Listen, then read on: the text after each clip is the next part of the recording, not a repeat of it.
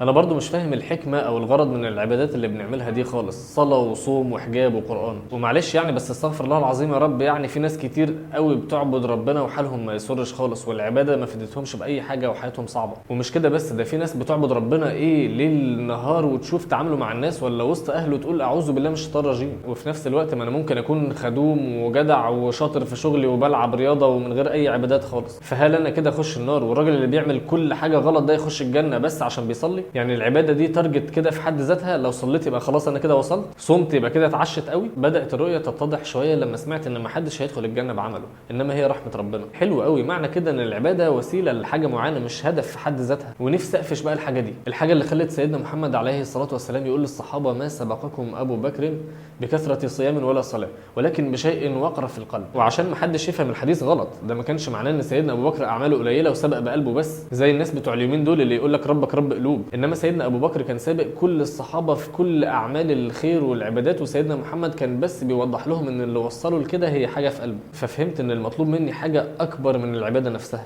المطلوب هو قلبك. وكل العبادات بقى بتلف حوالين النقطه دي، ان قلبك يكون لربنا. واللي فاهم كويس هيعرف مدى صعوبه الموضوع ده. قلبك اللي كان مع واحده حلوه خلتك اتنازلت عن كل مبادئك، فربنا بعدها عنك وحرمك منها عشان قلبك ما يديش المكانه دي لاي حد. قمت رايح علشان تنساها فشغلت نفسك بالشغل والفلوس والمكسب وبقيت مش شايف قدامك، فظهر لك مشاكل بشكل عجيب في الشغل وخساره عشان يقول لك ان مش هو ده برضه اللي تديه كل قلبك. فاتخنقت وتعبت، وبدل ما تروح للي بيحبك بجد ومستنيك وتفهم ان اي حاجه هتشغلك عنه او تاخد مكانه في قلبك هتبقى هي اكتر حاجه قرفاك وبتنغص عليك عيشتك لحد ما ترجع له بكل قلبك، قمت رايح بقى لاصحابك والسهر والعك وقلت ما هي خربانه خربانه. بتخيل والله ضحكه الشيطان وهو واخدك من ايدك وعمال يفسحك لحد القبر ويقول لك مع الف سلامه انت. طب ما في صلاه 5 مرات عشان يا رب تكون بتعمل ايه تسيبه وتفتكر انه مش مهم وفي اللي اهم منه. طب صوم عشان تعرف ان شهواتك كلها ممكن تسيطر عليها عادي جدا وتوفر وقتها عشان تروح للي خلقك ومستنيك. بقيت تنام طول الصيام وتصحى تدبها ومش فاهم انت صمت ليه اساسا. طيب في صدقه وزكاه عشان تكسر قوانين الغابه اللي عايشين فيها والناس اللي بتاكل بعض على الجنيه، وتتاكد ان اللي في ايدك ده ما جاش بشطارتك ومش بتاعك لوحدك، واللي جابه لك قادر يرزقك اضعاف اضعاف وده انت في ملكه، وانت عمال تحسبها يعني تعبي وشقايه يروح للغريب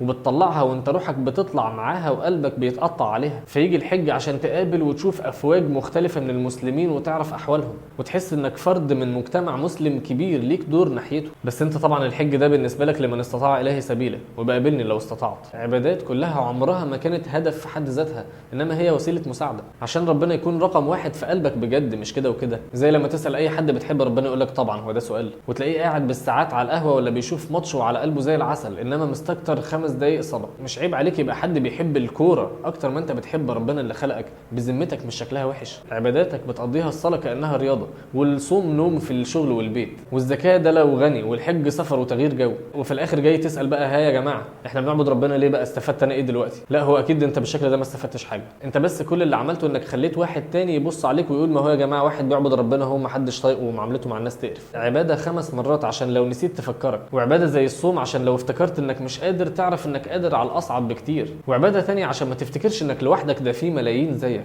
عبادات لو عملتها صح هتفهم انها في حد ذاتها شرف ونجاح، كفايه انها امر من اللي خلقك حتى لو عقلك مش شايف لها تفسير. اتاري الناس المحافظين على العبادات وبالنسبه لي مش شايفهم كسبانين حاجه، طلعوا كسبانين حاجه انا ما اعرفهاش اصلا، طلعوا كسبانين حب ربنا، وحقيقي هو ده المكسب الوحيد اللي ممكن تطلع بيه من الدنيا.